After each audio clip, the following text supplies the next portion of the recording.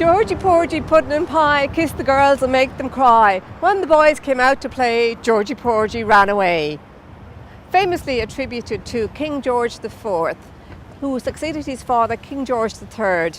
And from them we get the name for this period in Irish architecture called the Georgian period, which ended in 1830 with the death of King George IV. He was quite a colourful character, obese, famous for mistresses, and when he died, it was said of him, nobody was less regretted by his peers. When he was inaugurated as king on the death of his father in 1820, he visited Ireland very soon afterwards. It was a sad time, really, in the family because his wife, Princess Caroline, had departed from this world 5 days previously.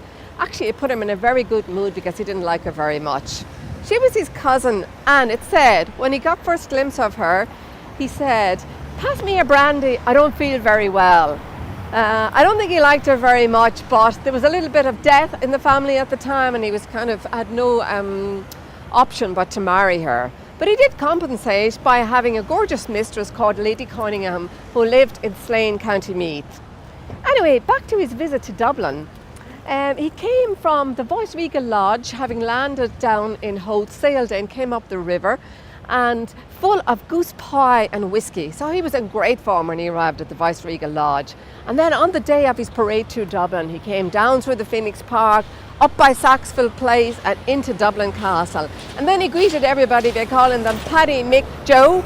All the Irish people who were to meet him were supposed to have been dressed in Irish attire. So there's a little bit of boom for Irish woolen makers at the time. Daniel O'Connell was excited about his coming because at that time Catholic Emancipation and the Catholic Relief Act were very hot topics. This man, who was born at 24 Merrion Square, the Duke of Wellington, he was involved as well. He was a Prime Minister in England, and George was very slow about passing the Catholic Relief Act. But the Duke of Wellington and the Cabinet all resigned until he actually eventually did pass it in 1829. But back to his visit to Dublin. After he had done his official duties here in Dublin, a bit like Queen Elizabeth when she came in 2011, the crowds turned out, the public relations machine was in overdrive. But the real reason for his visit, off to Slane to be with his royal mistress, Lady Conyngham.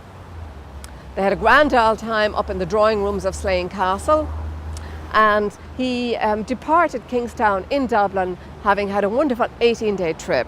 Lady Conyngham remained his mistress until he died in 1830. It is said that she entertained him and she was just the type of woman that he was looking for.